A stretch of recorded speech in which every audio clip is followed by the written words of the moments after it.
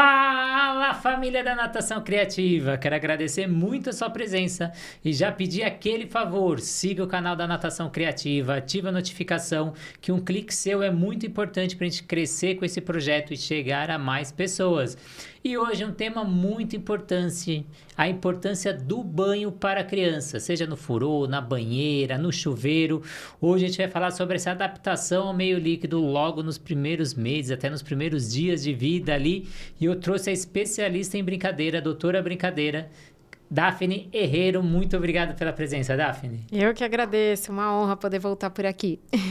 E antes de a gente entrar nesse assunto tão importante de falar dessa conexão com a mãe, com a família, com esse contato da água que ele já vem ali do meio uterino com essa adaptação, vamos agradecer os nossos parceiros, Sobrasa, Sociedade Brasileira de Salvamento Aquático.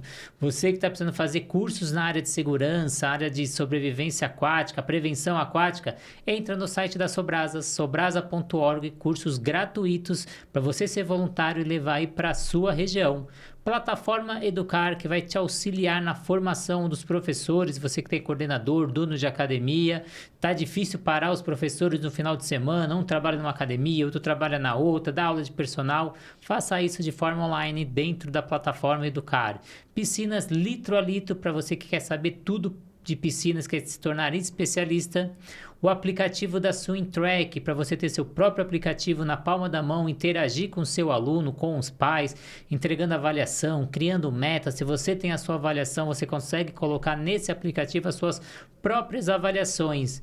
E a gente tem a Fábrica Criativa de Aulas de Natação, que é um grupo com mais de 80 professores, que a gente leva um objetivo no começo da semana, entrega um modelo ali de plano de aula, que a gente fica a semana inteira desenvolvendo planos de aula para fechar a semana com 2 planos de aulas oficiais para ser executado na semana seguinte. Mas vamos deixar de papo, vamos entender da Daphne. Daphne, como você se tornou especialista em banho e furô nesses primeiros banhos aí? Cara, você sabe que no início, assim, quando a gente começou a estudar durante a minha trajetória acadêmica, na verdade, no mestrado, no doutorado e no pós-doc, a gente começou a entender qual que era o primeiro movimento brincante do bebê. E o bebê, ele busca uma regularidade com essa movimentação. E essa movimentação, a gente sempre escuta falar, né, dos reflexos. A gente põe a mão, põe o dedo assim na palma da mão, o bebê, né, aperta o nosso dedo. Tem aquele reflexo que o bebê vai para um lado e para o outro e tal, do esgrimista. Mas será que tem uma movimentação que acontece aí que é mais espontânea? E aí a gente estudando e tal, dentro da movimentação espontânea do bebê, o líquido amniótico, ele já promove uma movimentação. Sabe quando o bebê ele nasce com aqueles pelinhos assim nas costas que a gente chama de lanugo, né? É como se fosse uma fileirinha assim de pelinho. Só do líquido amniótico com a respiração da mãe fazer um movimento, aquele lanugo faz uma movimentação e o bebê já faz o primeiro movimento da coluna dele, fazendo o movimento dos braços para a perna, das pernas para o braço. Então, a gente fala que é como se fosse um movimento de onda que é relacionado a essa experimentação pelo líquido amniótico. E isso traz para o bebê um conforto também tátil muito grande. Porque quando a gente é abraçado pelo líquido amniótico, quando a gente é abraçado pela água, isso deixa o nosso corpo inteiro com uma única sensação. Então, é como se a gente abraçasse esse bebê e de uma forma a não ter pontos de pressão. A gente tem uma pressão que é igual no corpo inteiro. E aí eu comecei a me interessar a partir da Shantala, que no livro da Shantala, que é aquela massagem para bebês, o final da Shantala é no banho de ofurô. E aí o Frédéric Le Boyer, que é quem, né, organizou a Shantala, porque na verdade quem faz a Shantala são as mães, né, indianas e tal, e ele só organizou e colocou o nome devido a uma mãe chamar Shantala. E aí ele estava fazendo o livro, né, organizando, e no final ele fala: o que as nossas mãos não conseguiram tirar de tensão, a água tira. E aquilo, nossa, sabe quando meio que fica ecoando na minha cabeça, assim? E aí eu comecei a ver que realmente, quando a gente levava o bebê para o ambiente aquático, ele meio que se organizava. Era algo como um abraço mesmo ao movimento. Então, além de você, na verdade, você não estava só estimulando, você estava nutrindo o movimento pela água. Porque a água, por si só, já dava para ele uma sensação nas articulações e ele ia respondendo. Então, era algo muito legal. Eu acho que a minha experiência mais intensa foi com os meus filhos filhos na maternidade, porque eles passaram pelo banho de ofurô quando eles nasceram. E foi muito bonitinho, assim, porque daí a pessoa que estava guiando junto com a gente colocou como se fosse uma fraldinha, né? O coeiro, né? Que a gente fala que é aquela fraldinha bem fininha ao redor deles. E aí, quando a gente colocou no banho de ofurô, eles foram se soltando daquele lençolzinho e tal. E a hora que eles saíram dormindo. De tipo, nossa, né? É como se fosse, eu falo que na minha cabeça era como se fosse as boas-vindas, sabe? De falar assim, não, cara, esse mundo é legal, né? Pode ter confiança porque esse mundo é legal. Então, a água meio que dá as boas-vindas para a criança que foi acolhida pela água na sua gestação inteira. Então, depois a gente voltar com essa estimulação da água, essa nutrição da água, e a gente falar assim, ó, é também legal aqui fora, né? Então, acho que é uma mensagem legal para passar no início da vida. Eu acho que quem está aí do outro lado ficou curioso aí, mas qual a importância desse banho de ofurô para o desenvolvimento aí dessa criança para o restante da vida? Acho que é interessante a gente pensar que quando a gente vai dar banho no bebê, as pessoas acham que, não, para relaxar, eu vou encher a banheira de água e vou deixar ele flutuando. Só que quando o bebê ele não tem a referência do quadril dele, ele perde um pouquinho dessas movimentações assim e dessa calma para se movimentar.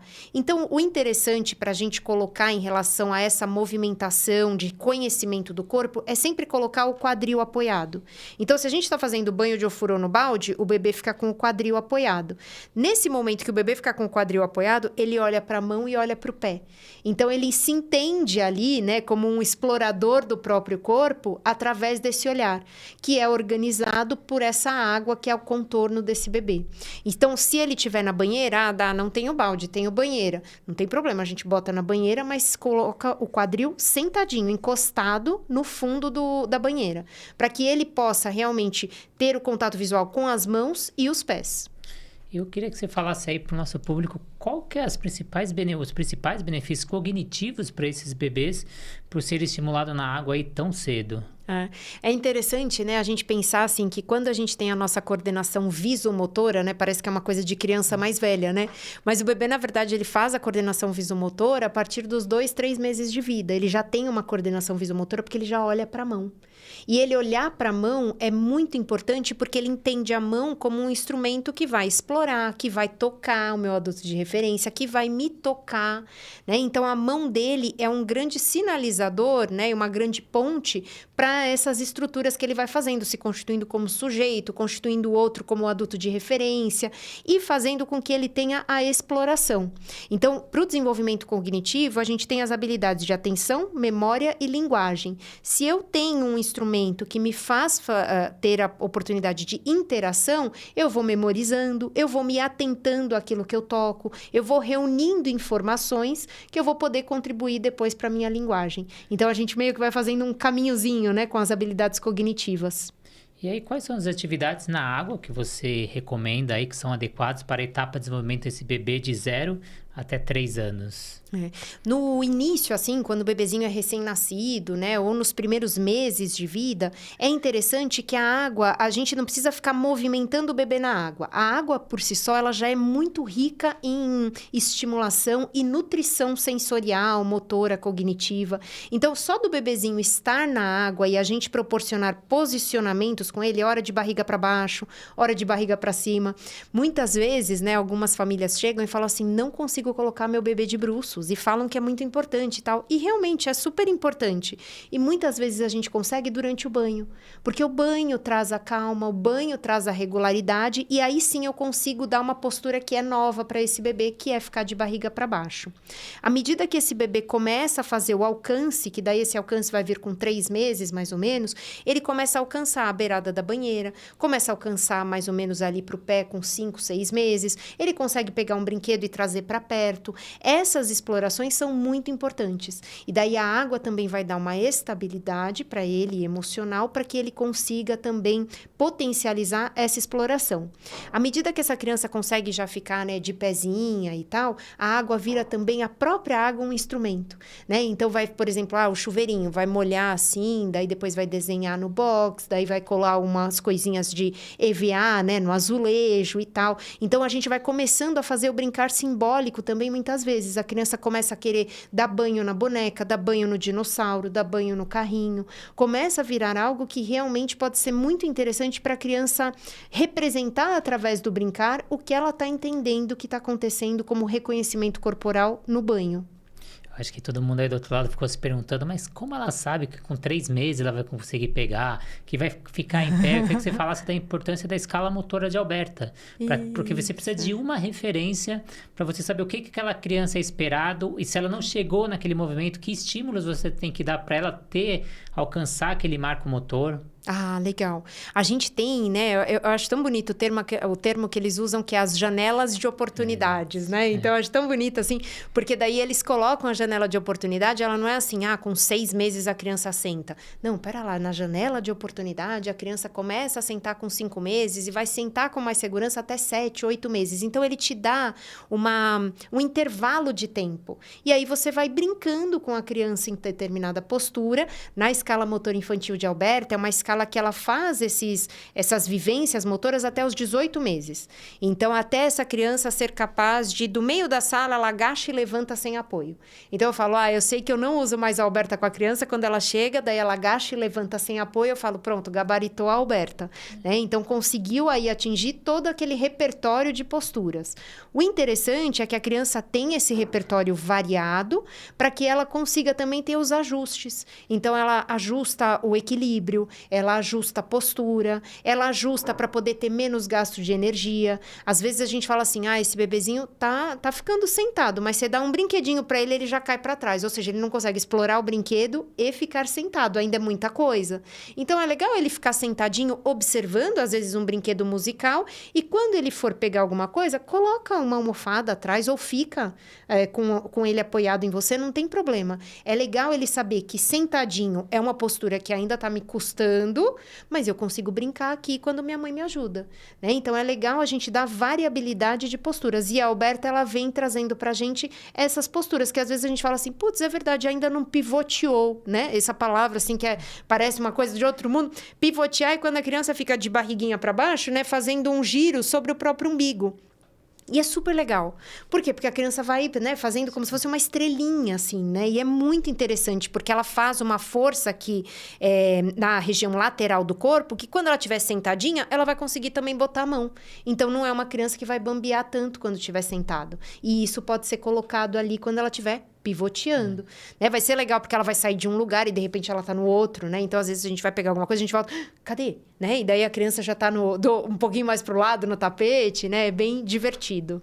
E eu queria que você falasse aí a importância desse estímulo aquático logo nos primeiros meses para essa criança, e que não é somente na piscina que a gente faz esses estímulos aquáticos, eles acontecem também no chuveiro, na banheira. E qual a importância disso? Tem uma associação que chama Aliança pela Infância. E nessa Aliança pela Infância, eles colocam que existem 4 momentos que são super importantes para o desenvolvimento. E aí eles falam que é o momento de brincar, o momento de banho, de alimentação e de sono. Então, o momento de banho está em um momento dos mais importantes que acontecem durante a minha vida inteira, porque banho a gente toma todo dia. Se a gente impacta no banho de uma criança, a gente impacta no desenvolvimento dela, porque é algo que acontece todos os dias. Então, se esse banho é divertido, se nesse banho ela aprende uma música, ela se reconhece, ela consegue ficar equilibrada, é um momento, às vezes, que é de interação com os adultos de referência, porque, às vezes, trabalha o dia inteiro, a criança fica na creche ou fica na escolinha. E daí, à noite, nesse momento de banho, ela vai contar como é que foi o dia dela.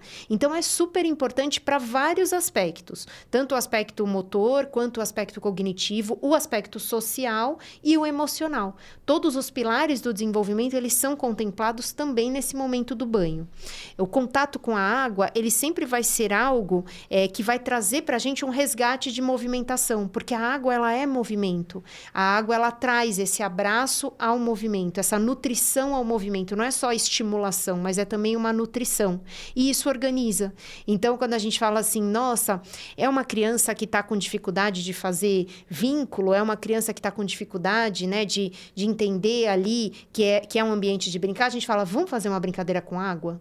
É muito legal, assim, porque daí a gente coloca, às vezes, esses dias a gente estava conversando e a gente fez para uma criança ele estava com a necessidade de uma busca sensorial, a gente pôs esponjas com formatos diferentes e ele apertava e saía muita água. E ele achava aquilo um máximo. E aí a gente conseguiu ter uma postura super bacana por conta do interesse. A curiosidade, ela vai liderar o movimento. E a água, ela traz muita curiosidade para a criança, porque é uma questão sensorial, é uma questão que muda de forma, né? É uma questão que pode aparecer ali de diversas maneiras para exploração. Sim, então, um local que dá para fazer essa estimulação aquática são banheiras, furô, baldes, chuveiros. Então, a natação, ela não começa propriamente dita ali na piscina, não tem que esperar os 6 meses, às vezes 1 ano. Você consegue dar esse estímulo que vai facilitar o processo quando ele for para a piscina. Ele já vai ter um ambiente ali acolhedor, um ambiente que ele gosta, que dá prazer. Que às vezes você vê crianças que chegam na piscina com medo de colocar água no rosto, aí você pergunta pra mãe como que é o banho. Eu coloco um pano, eu limpo o rosto dele. E eu queria que você falasse a importância desse estímulo até na parte social dessa criança no futuro. Eu acho que sempre quando a gente coloca o brincar como uma forma de você validar o outro como sujeito, né? Eu uso bastante a frase o brincar nos faz iguais, porque quando a gente está brincando, a gente está validando o outro como sujeito. Se a gente começa a ter alguns recursos assim que não são comuns às outras crianças, né? Por exemplo, isso, não vou colocar a mão, vou colocar uma viseira, vou colocar não sei o quê. Obviamente, não é que a criança não vai passar por aquele desafio, você está só colocando que esse desafio seja mais tarde. Mas a criança, em algum momento, vai deixar a água cair no rosto, ela vai precisar também desse apelo social para também uma interação com os seus pares na escola, né? Então, uma guerrinha de bexiguinha de água, uma guerrinha, né, de espuminha e tal, alguma coisa, sempre vai vir no rosto, né? Então, tem alguns recursos também que a indústria também nos coloca, né? De talvez só atrasar esse contato que é tão saudável e que acontece desde o bebezinho, né? Desde do intraútero, na verdade, para esse pequeno. Então, não é algo que ele nunca teve contato. Então, eu ponho aqui porque ele nunca deixou a água cair no rosto. Ele nasceu com a água no rosto. Ele foi gerado com a água no rosto. Então, acho que também algumas questões assim são mais sociais dos adultos de referência do que realmente alguma dificuldade do bebê ou da criança. Você que é pai aí do outro lado, mãe, tutor, às vezes você não tem piscina na sua residência, na sua casa, leve um profissional para sua casa, aí mesmo no chuveiro, na banheira, dando esses primeiros estímulos, que aí eu vou ser mais profundo ainda. A gente tem benefícios não só cognitivo, social, emocional, mas como a gente falou da antroposofia na conversa passada sobre o brincar, a gente tem até crescimento espiritual dessa criança nesse banho. Eu queria que você falasse sobre isso. Eu acho que é interessante, assim, porque o banho, ele é um momento, assim, também de muita solidão da criança. E ela tem que se encontrar com ela mesma, né? Então, nesses momentos de banho também, não, mas eu tô do lado do meu filho o tempo todo. Não, a gente entende que ele pode estar com você ali, mas é um momento de muita conexão com a criança. Porque ela normalmente vai estar apoiada, se ela estiver sentada, se ela estiver de pé, ela está sendo sustentada por um eixo e algo está passando pelo corpo dela, né? Então, é algo assim com muita informação. E essa informação também vai colocá-lo nesse momento de se sustentar de dentro para fora, não só de fora para dentro, né? Então, a organização vem de fora para dentro e a sustentação vem de dentro para fora. Muito bem. E como os pais podem lidar aí com medo, resistência, que às vezes as crianças têm em relação ao banho? Que você falou, às vezes a gente usa essas coisas que a indústria coloca, de viseira, mas que dicas a gente daria para esses pais aí que tem a criança com receio da água? Eu acho que é importante, a criança, ela se baseia muito na emoção do adulto. Então, se você tá com receio, se você é adulto, né, tá com receio e tal, adulto de referência dessa criança, procure uma ajuda. Procura ajuda de alguém, né? Então, não, eu quero então convidar algum professor de natação, uma professora de natação, para me ajudar a ter primeiro as brincadeiras com a água, com o meu filho, com a minha filha, para também o adulto ficar mais calmo. A gente costuma dizer, né, que quando a criança está dando os primeiros passos assim, e daí ela cai e bate o bumbum no chão, ela olha para a mãe e para o pai, né? Se eles falam, opa, levanta para cair de novo, o carinha levanta e dá mais uns passinhos. Se ele cai de bumbum no chão e olha para eles e eles fazem, o que ele faz? Ele chora na hora, ele fala, gente, fraturei aqui, porque se eles estão desesperados, eu preciso ficar muito desesperado. Então, se é uma questão sua de medo, de resistência e tal, procure uma rede de apoio para você se acalmar primeiro e aí sim você conseguir passar a calma para o seu filho. Porque senão, você tá com medo, você não vai conseguir passar tranquilidade para essa criança. Então, você primeiro ficar tranquilo para depois passar a tranquilidade para o seu filho ou para sua filha. E que dicas você daria aí pro pai, tutor, até profissional que trabalha com esses primeiros banhos aí para prevenir acidentes e até atividades aí para estimular a brincadeira dentro dos banhos? A gente tem, né, acho que a falsa impressão de que quanto mais água, melhor. E às vezes não. Por exemplo, no banho de ofurô, a gente usa talvez 7 dedos de água. Não é muito mais do que isso, não. Porque quando o bebezinho ele é colocado, essa água, obviamente, vai dar uma transbordadinha. E daí não é legal que fique muito próximo à boca. É legal que fique um pouquinho mais aqui para baixo para a criança poder, né, ter a liberdade de movimentação. Quando a gente vai colocar, introduzir algumas brincadeiras de água, é legal também a gente ir aos pouquinhos, né? Não precisa, por exemplo, fazer... não, é porque eu não tenho uma piscina, né? Ou eu não tenho uma banheira muito grande. Não precisa, às vezes, de uma banheira muito grande. Às vezes, você está no chuveiro e pode ser uma canequinha dessa, e daí você vai passar água de uma caneca para outra, né? Às vezes, com a banheira, você também vai colocar menos água, não precisa colocar muita água, mas é legal a gente ver a água como uma estratégia brincante. Então, de início, eu vou me abraçar na água. Depois, eu vou brincar com a água. Depois, a água pode ser algo que vai, por exemplo, ir encontrar algum brinquedinho que está ali desenhado no box ou desenhado no azulejo. É legal a gente ir evoluindo de acordo com a idade da criança e de acordo com as possibilidades do ambiente. Brincar com água não é a quantidade de água, mas é a diversão que a água te traz. Nossa. E qual que é a importância desse contato com a água aí inicial para o desenvolvimento emocional e afetivo dessa criança? Eu acho que é um resgate de informação, né? A gente tem duas questões em relação ao desenvolvimento do bebê, que é o primeiro sentido a ser formado no bebê é o tátil. Então, poxa, é o contorno dele. O que está ao redor do bebê? A água, que é o líquido amniótico. Então, tem um resgate de informação muito bom. A hora que a gente coloca nas primeiras horas de vida, né, a criança no banho de ofurô, quando a gente coloca no banho de ofurô, você pode ver assim que o olhinho da criança abre, assim, o olhinho do bebê abre. Aí, tipo, nossa, eu conheço isso aqui, sabe? Meio que dá uma sensação de que, nossa, eu já senti isso aqui antes. Então, é um resgate de informação. E uma outra questão é o sistema vestibular, que é o do equilíbrio. Então, às vezes, a gente fala, nossa, tem um bebê que está muito irritado, uma bebê que está muito irritada e eu preciso me arrumar aqui para poder amamentar ou me arrumar aqui para poder fazer a troca de fraldas. Como que a gente pode acalmar esse bebê? Eu pego esse bebê próximo a mim e faço um balanço de baixo para cima. Nossa, mas eu fazia o balanço de um lado para o outro. De um lado para o outro, meu bebê ainda não tem maturidade para entender essa informação. E aí eu meio que mais nauseio do que realmente me acolho. Quando você vai de baixo para cima, é um movimento que ele fazia intraútero. Então o bebê acalma. Ele, opa, vai vir coisa boa aí.